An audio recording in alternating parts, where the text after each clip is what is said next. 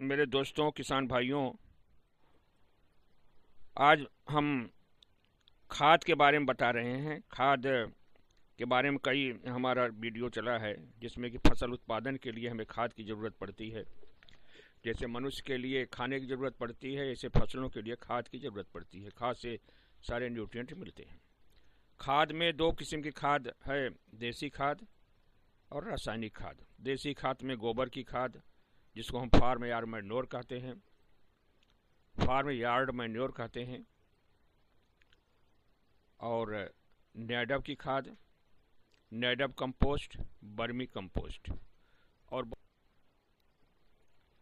एक खाद बर्मी कंपोस्ट के नाम से मशहूर है, जो केचुओं द्वारा बनाई जाती है। केचुए स्पेशल केचुए होते हैं, इटालियन केचुए हैं। इसको वैज्ञानिकों ने बाहर से मंगाया है। लाल रंग के छोटे छोटे होते हैं। ये बहुत जल्द ही कचड़े को डिकम्पोस्ट करके खाद बना देते हैं। इस खाद की पहचान होती है, चाय की पत्ती की तरह से काली होती है, और ये भी लगभग 2 महीने में तैयार हो जाती है। कछुए के खाद बनाने के लिए नैडव की तरह से इसमें भी ढांचे बनाए जाते हैं, ईंट के, करीब 2 मीटर चौड़ा और 3 मीटर लंबा और 1 मीटर ऊंचा गड्ढा बनाते हैं। ईंट से ऊपर इसका ढांचा बनाते हैं। इसमें छेद नहीं करते हैं, इसके ढांचे को मजबूत कर देते हैं। और इसमें नीचे थोड़ी सी 15 सेंटीमीटर मिट्टी डालते हैं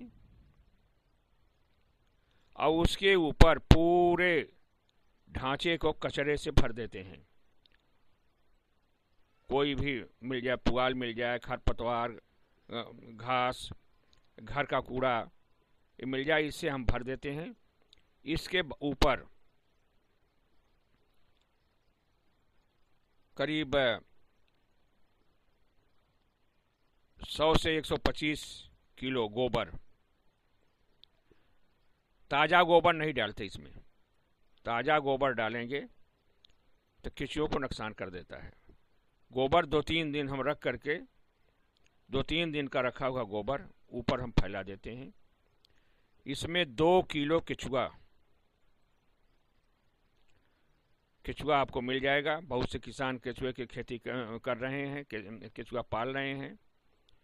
या कृषि विज्ञान केंद्र से आप संपर्क करके वहाँ से भी आप ले सकते हैं। अपने ज़िले के हर ज़िले में कृषि विज्ञान केंद्र है, वहाँ से आप ले सकते हैं, या कृषि विभाग से संपर्क करके केचुआ ले सकते हैं। 2 किलो केचुआ उसमें आप डाल दें।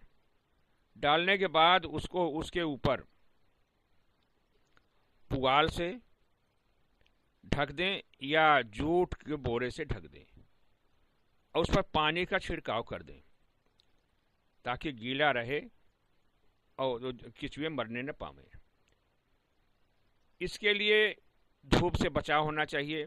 पेड़ की छाया हो तो अच्छा है, नहीं है तो ऊपर हम कुछ उसको प्लास्टिक सेट कर रख सकते हैं या छप्पर भी बना सकते हैं। और हम हमेशा इसको हम नम रखें।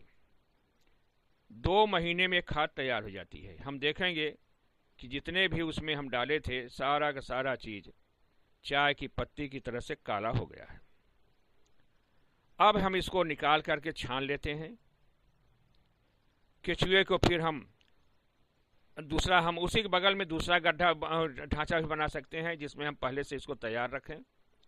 अब इसमें से जो केचुआ निकल रहा है, इसको हम दूसरे वाले में ट्रांसफ़र कर दें।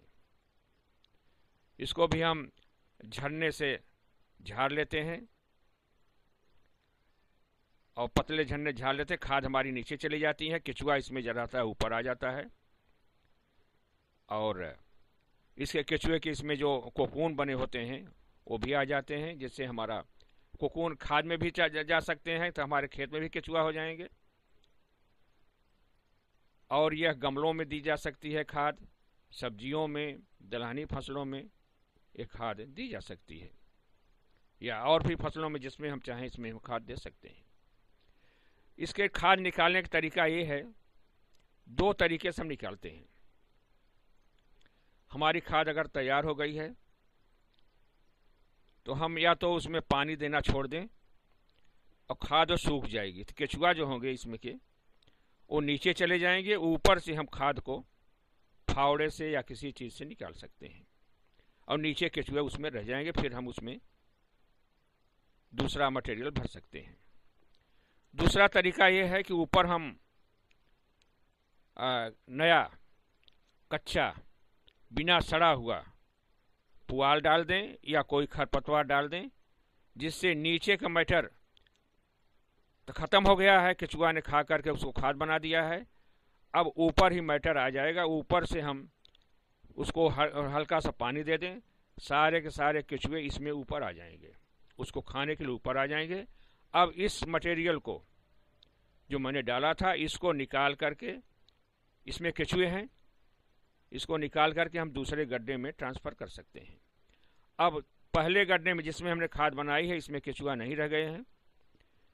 अब उसको हम निकाल करके फिर उसको झन्ने से झाड़ करके, जो उसमें ये सीमेंट बालू झाड़ने वाले जो झन्ना रखते हैं, पतला झन्ना, उससे झाड़ सकते हैं। या किसी तरह से हम उसको झाड़ करके जो अच्छी खाद होती है, खाद नीचे चली जाएगी, उसमें केचुए के अंडे जो होंगे और कोकून वो बाहर रह जाएंगे, या केचुआ जो बचा है वो रह जाएगा।